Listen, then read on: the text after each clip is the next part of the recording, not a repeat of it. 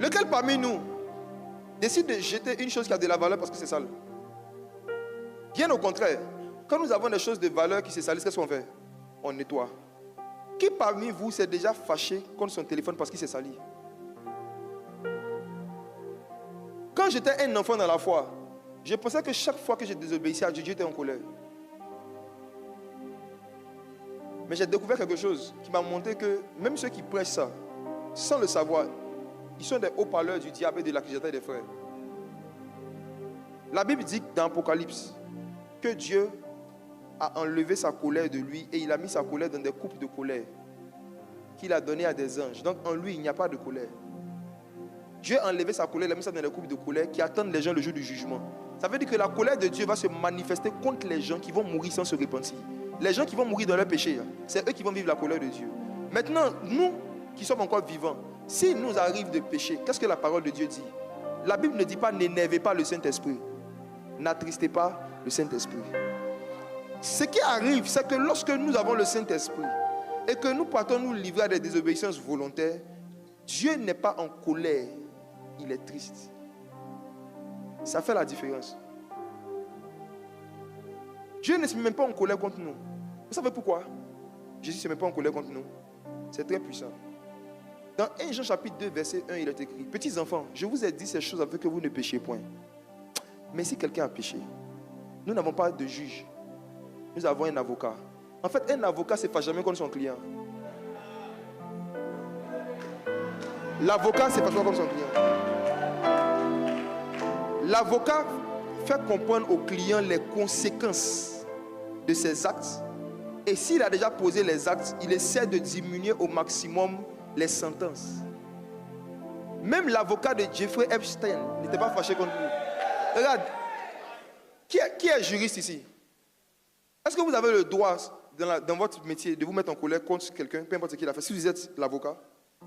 Ce qui s'est passé, c'est que quand Jésus est venu sur la croix, la Bible dit que lui qui n'a point connu le péché, il est devenu déchet. En fait, c'est lui qui est devenu le déchet en question, sur qui Dieu a mis sa colère.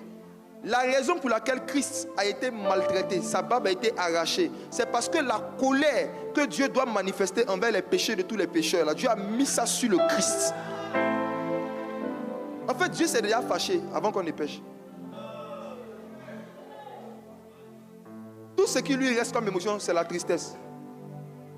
Sa colère, il a déversé ça sur son fils Jésus. Quand on dit qu'il a porté nos péchés sur la croix, ça veut dire que la façon dont on traite un déchet, c'est comme ça exactement que le Père a traité le Fils sur la croix. Le châtiment qui nous donne la paix est tombé sur lui. La colère qui nous donne la paix est tombée sur lui. Jésus, pendant tout son ministère, quand il était en de bons termes avec le Père, il appelait toujours Père, Père, Père, Père. Mais le jour où il est devenu péché, il dit: mon Dieu, pourquoi m'as-tu abandonné? Ce sont les déchets qu'on abandonne. Lorsqu'il prenait ta place, il prenait ma place. Dieu n'était plus son Père, c'était son Dieu. Et c'est pourquoi il dit: parce que j'ai pris votre place. Vous, quand vous priez, ne dites pas notre Dieu, dites notre Père. Notre Père. Notre Père. Notre Père. C'est quand tu deviens parent que tu comprends le cœur de Dieu. Ta servante va faire la même bêtise 3 fois. Tu es capable de la renvoyer. Si ton enfant fait la même chose 100 fois, tu vas le frapper, mais il va rester dans la maison. Tu ne peux pas frapper la servante parce que ce n'est pas ta fille. Mais Dieu châtie ceux qui reconnaissent pour fils.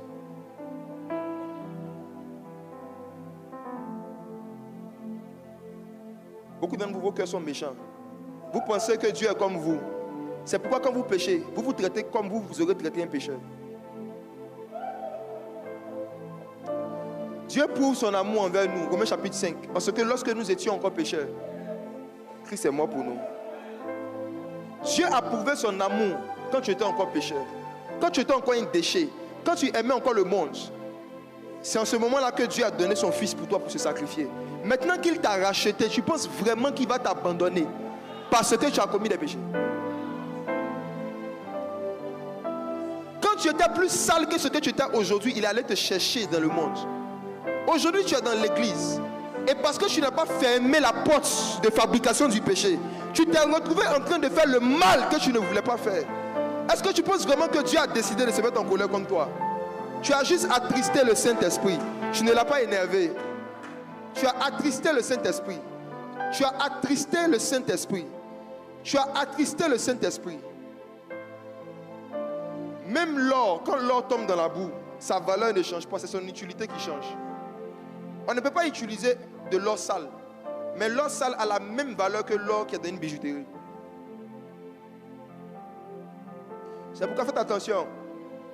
Il peut arriver, comme ça a été notre cas. Moi j'ai eu la grâce, c'était une grâce que Dieu m'a accordée, d'être dans la foi. J'étais avec un groupe de personnes, comme j'ai dit, avec qui on s'est dit ensemble, on abandonne le monde, on abandonne le rap, on abandonne l'alcool, on va marcher avec Jésus. Sur le chemin, j'ai vu beaucoup de frères tomber à côté de moi dans des choses dans lesquelles moi je n'étais jamais tombé. Au début, je me mettais en colère contre eux, j'ai dit il faut exprès. Quand j'ai commencé à regarder la poubelle de l'humanité, quand j'ai médité sur la croix, quand ma connaissance de la croix a augmenté, je me suis rendu compte que si quelqu'un est ton frère, si quelqu'un est ta soeur, et que tu as été témoin qu'un jour, il a montré qu'il aimait les choses de Dieu, il a montré qu'il voulait marcher avec Jésus. Si cette personne-là, tu le vois en train de produire des déchets, tu dois lui apporter une poubelle. Tu ne dois pas le mettre à la poubelle.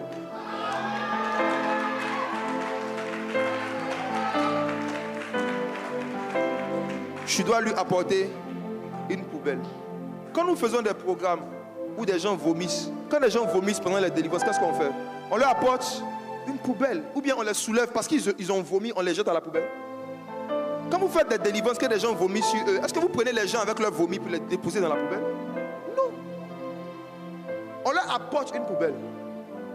La meilleure façon de pouvoir aider les frères et sœurs qui ont rétrogradé à revenir, c'est de leur reprêcher l'œuvre de la croix. Il faut leur représenter la croix. Il faut leur rappeler qu'ils étaient pires que ce qu'ils sont aujourd'hui. Mais Dieu a prouvé son amour envers eux. C'est nous notre amour des hommes qui a des variations. Mais en Dieu, il n'y a ni homme, ni variation. Et souvent, nous prenons nos variations pour les émotions de Dieu. Et on met des gens vivants dans la poubelle parce qu'ils sont sales. Je crois qu'il y a certains prédicateurs qui seraient encore aujourd'hui en train de gagner des âmes, de chasser les démons et d'emmener des âmes à Jésus, si des communautés ne les avaient pas confondues avec leurs erreurs. Si on ne les avait pas pris vivants pour les mettre dans des poubelles, ils allaient être encore en train de respirer. Souvent, ce qui se passe, c'est que les gens se souillent, mais ils respirent encore. Mais l'église les prend, ils disent que comme il est sale, c'est mieux de le mettre dans la poubelle. Donc on ferme la poubelle sur lui et il meurt d'asphyxie, pas de saleté.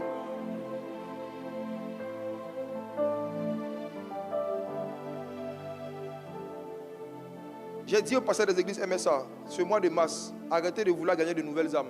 Allons chercher les anciennes âmes. Si un homme a 100 brebis, qu'il y a une qui s'égare, il ne dit pas aux 99 brebis de ne pas s'approcher de la brebis qui s'est égarée.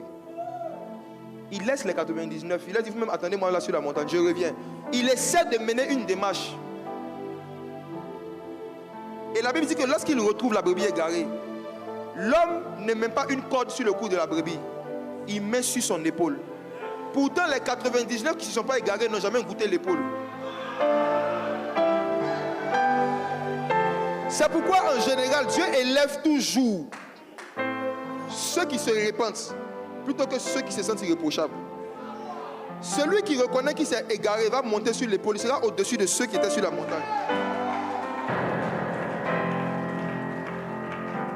Je n'ai pas vu dans ma Bible quelqu'un revenir à Dieu et Dieu ne l'a pas rendu plus puissant qu'avant. Il n'y a pas un exemple. Job avait péché contre Dieu. Quand Dieu l'a repris, il dit Seigneur, je te demande pardon parce que ma bouche a parlé des choses qui me dépassaient. Après sa repentance, Dieu l'a rendu plus riche. Il a donné de meilleurs enfants. Regardez David. Après sa repentance, David est devenu plus puissant que ce qu'il était avant la mort du.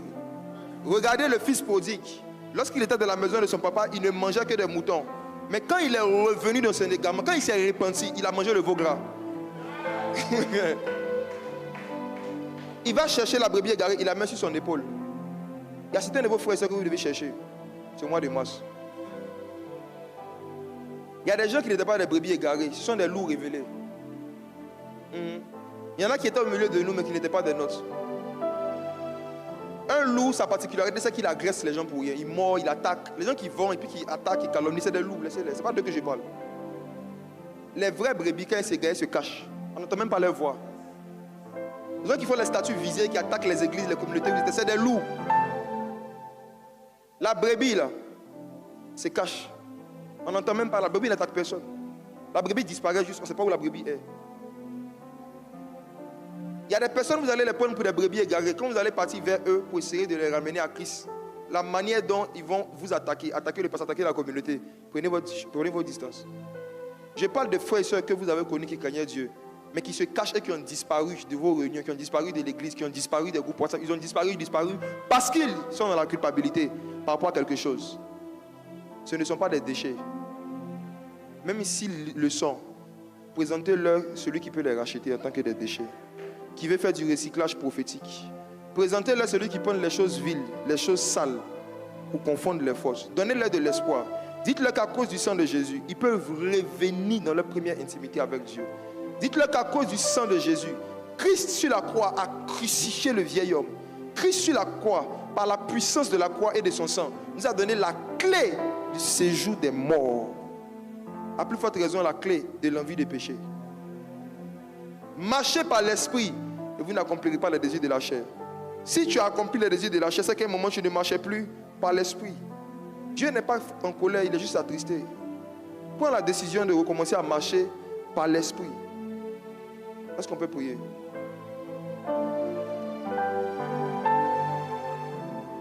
Je veux parler à ceux qui se sentent sales. Toi qui te sens comme un déchet ce matin. Il y a une expérience qui va t'arriver. Est-ce qu'on aura le temps de prier? Je ne sais pas.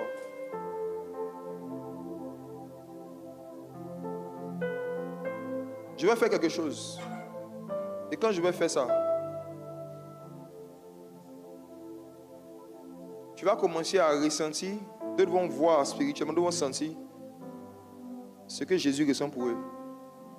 Comment ils vous voient malgré ce que vous avez fait. La seule chose qu'ils demandent, c'est la repentance. Il y a un parfum qui va remplir le lieu. Et Jésus te dit, reviens à ton premier amour. Reviens à ton premier amour. Reviens à ton premier amour. L'une des techniques du Saint-Esprit pour ramener des rétrogrades à leur premier amour, c'est de leur faire ressentir ce qu'ils ont ressenti la première fois où ils ont pris la décision de marcher avec Jésus. Ce qui t'a poussé un jour à dire que tu veux devenir un disciple, tu veux devenir chrétien, tu veux abandonner le monde. Ce que tu avais ressenti qui t'a poussé à prendre cette décision, tu vas commencer à ressentir ça dans 3, 2, 1. Ça commence. Le parfum de Christ. Le roi qui fouille des poubelles familiales, qui sélectionne les meilleurs déchets, qui les transforme en énergie renouvelable spirituelle. L'amour de Dieu est répandu dans nos cœurs par le Saint-Esprit. Romains 5, verset 5. Le Saint-Esprit va commencer à répandre l'amour de Dieu. Pas ton amour pour Dieu, mais l'amour de Dieu. Ce que Dieu lui ressent. L'Esprit de Dieu va répandre ça dans ton cœur. Tu vas ressentir ça simplement. Le rétrograde, ce n'est pas celui qui ne va plus à l'église. Le rétrograde, c'est celui qui ne marche plus par l'Esprit, qui vit dans la chair. Tu avais abandonné la masturbation. Tu avais abandonné l'adultère, tu avais abandonné l'alcool, tu avais abandonné la cigarette, tu avais abandonné la drogue, tu avais abandonné le lesbianisme, tu avais abandonné la pornographie. Mais depuis un moment, tu as retrouvé dans ta chair une loi qui te pousse toujours à aller faire ces choses et à te haïr toi-même après. Mais ce matin, celui qui a créé la plus grosse poubelle de tous les temps, la croix, te dit, tu es chargé et fatigué, viens à moi, viens à moi, viens à moi. Il dit, viens, reviens dans le lieu secret. Il dit, il y a une pièce, il y a une chambre où toi et moi on se parle. Il y a un endroit quelque part dans ton cœur où tu me rencontrais. Tu te souviens de ces nuits où tu te couchais et on parlait toute la nuit dans ton esprit jusqu'au matin. Est-ce que tu te souviens de ces jours où sans qu'il y ait un pasteur, tu prenais ta Bible toi-même, tu l'ouvrais et tu disais, mais qui est Jésus? Je veux connaître le Christ. J'avais coupé avec certains de tes amis qui vivaient mal sans que quelqu'un ne te le dise. parce que tu voulais plaire à Dieu. Mais aujourd'hui, tu cherches des versets pour être dans les mauvaises compagnies. Tu as rétrogradé. Tu as rétrogradé. Toi qui passais au moins 30 minutes avec Dieu chaque jour, et aujourd'hui tu ne passes même pas 10 minutes, tu as rétrogradé. Rétrograder, c'est revenir en arrière. La Bible dit que celui qui connaît ce qui est bien et qui ne le fait pas, il commet aussi un péché. Comment tu peux faire un jour sans lire ta Bible après toutes ces années dans la foi? Tu as rétrogradé. Tu te donnes des excuses pour ne plus jeûner. Tu as rétrogradé. Tu regardes de haut ceux qui sont en train de faire le mal. Mais Dieu te dit que toi qui ne fais pas le bien qui t'a enseigné, tu as rétrogradé. En lui, il n'y a pas de colère vis-à-vis de ses enfants. Il est notre avocat auprès du Père, Jésus. Il est notre avocat auprès du Père. Pas notre accusateur, notre avocat. Notre défenseur auprès du Père. Est-ce que tu peux ressentir le parfum de son amour?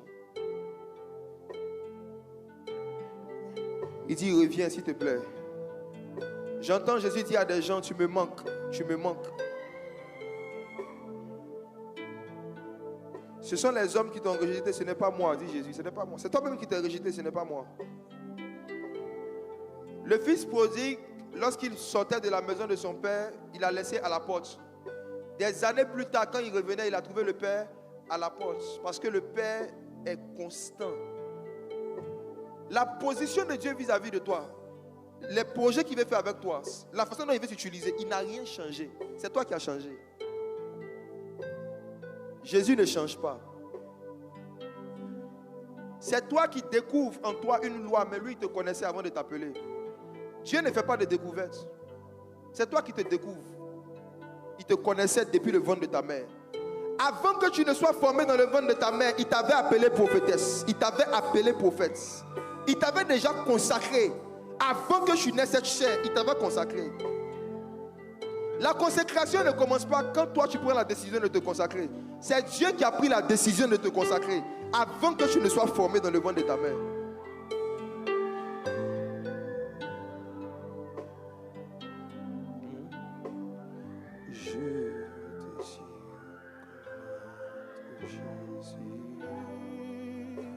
Je désire connaître Jésus. Je désire connaître Jésus.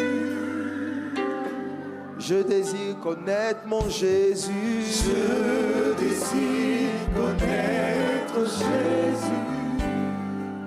Je désire connaître Jésus. Je désire connaître Jésus. Je désire connaître mon Jésus. Je désire connaître Jésus. Je désire connaître Jésus. Je désire connaître Jésus.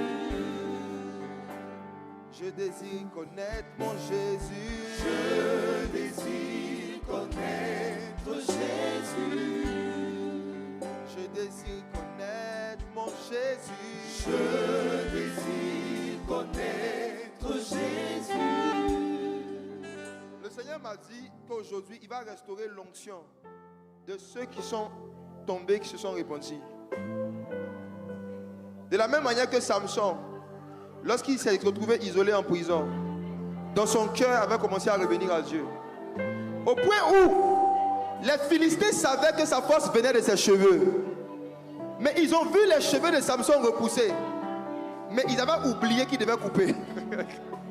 C'est comme si Dieu avait masqué les yeux encore des Philistins sur le fait que la puissance était en train de revenir. Ses cheveux étaient en train de repousser. Mais ils n'ont pas vu. Je vois des dons qui sont en train de repousser. Je vois des habilités prophétiques qui sont en train de revenir. Pendant que les Philistins étaient en train de se moquer de Samson, Dieu est en train de le restaurer. Pendant que les Philistins étaient en train d'humilier Samson en public, Dieu le restaurait en privé. Et il a fait plus de dégâts dans le camp qu'avant sa captivité. Je vois des hommes et des femmes qui vont faire plus de dégâts dans l'évangélisation, qui vont faire plus de dégâts dans le monde des ténèbres qu'avant le jour, ils ont rétrogradé. L'Esprit de Dieu vous ramène dans l'onction. L'Esprit de Dieu vous ramène dans l'onction. L'Esprit de Dieu vous ramène dans l'onction. L'Esprit de Dieu va repousser en vous le don de prophétie, la capacité de voir des visions, les dons d'opérer des miracles. Ces choses repoussent, ça repousse, ça repousse. Ça repousse, ça repousse.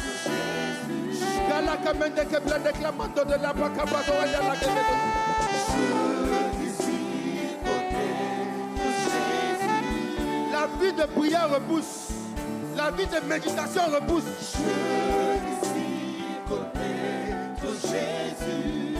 La crainte de Dieu est en train de repousser, en train de revenir. Je désire connaître Jésus. Je désire connaître Jésus. Je désire connaître Jésus. Cet esprit, l'esprit de Christ,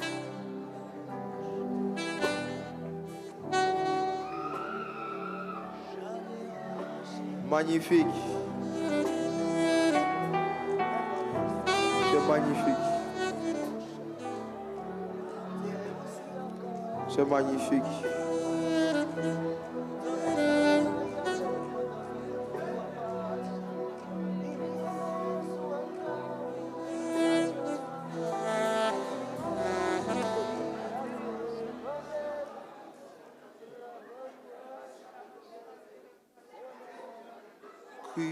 Crucifié, seul abandonné, tu as souffert, Méprisé, rejeté, telle une rose, que l'on foule aux pieds. foulé par nos pieds. Tu t'abaissas, Tu t'abaissas, pensant à moi, par-dessus tout, par-dessus crucifié, disons crucifié, crucifié, seul abandonné. seul abandonné. Tu as souffert, méprisé, rejeté, telle une rose, foulée par nos pieds. Tu m'as sauvé, Tu m'as aimé, tu m'as aimé, par-dessus tout, par-dessus tout. crucifié, crucifié, crucifié, Crucifié, seul abandonné. seul abandonné. Tu t'abaissas, tu as souffert, tu as été méprisé, Méprisé, rejeté, telle une rose, foulée par nos pieds. Tu t'as laissé ton sang à moi, par-dessus tout.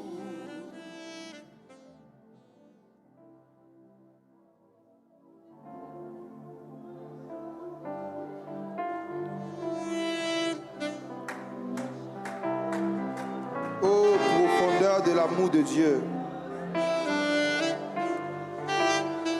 Ô profondeur de l'amour.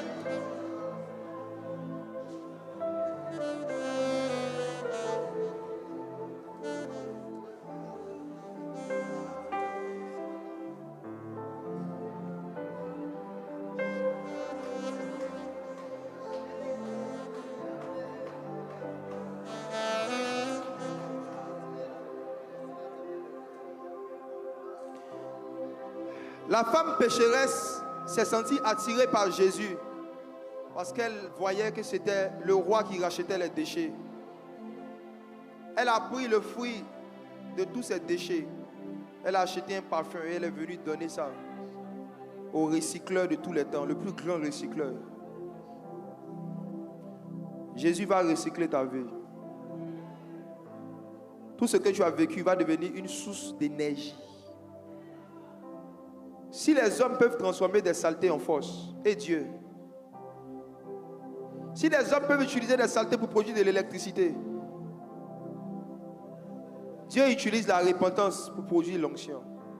Plus de puissance, plus de puissance, plus de puissance.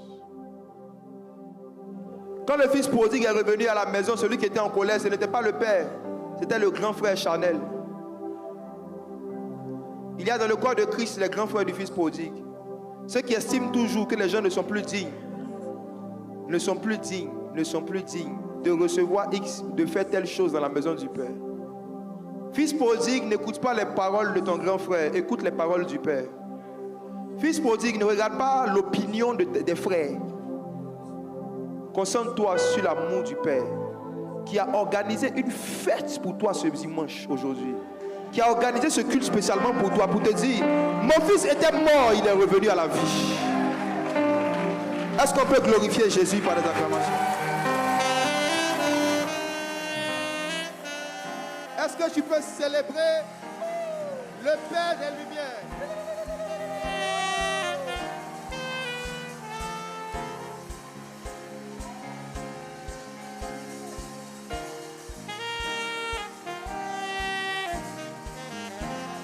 Alléluia.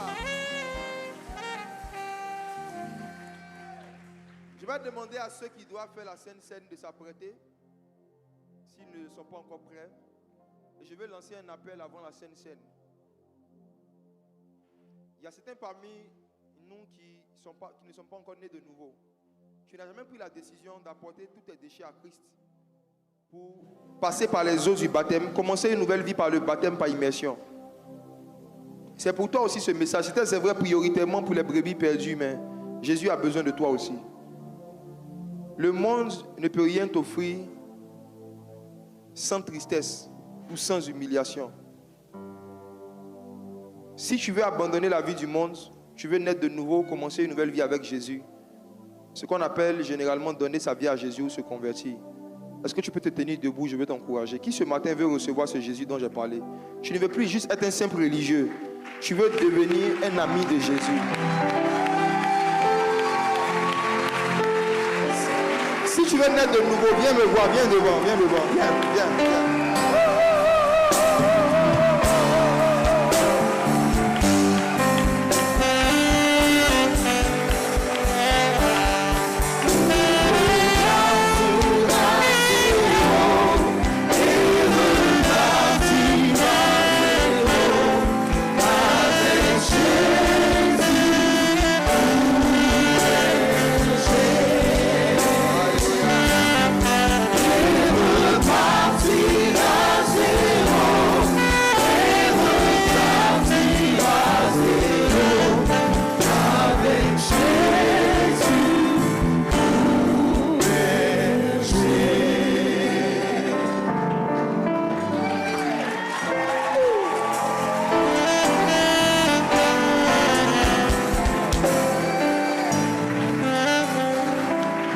Écoutez ceci.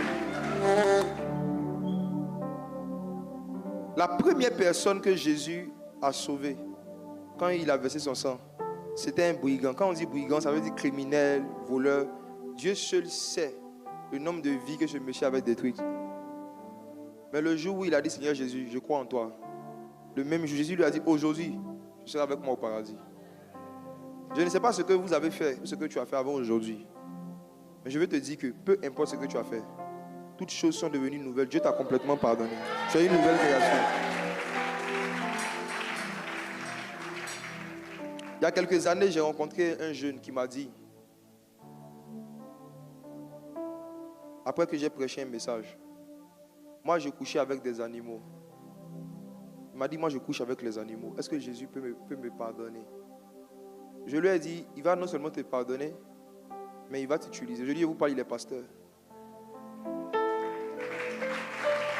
Il n'y a aucune personne qui est trop sale pour que Jésus l'utilise encore et encore et encore, pourvu que tu sois prêt à te laisser transformer par le Saint-Esprit.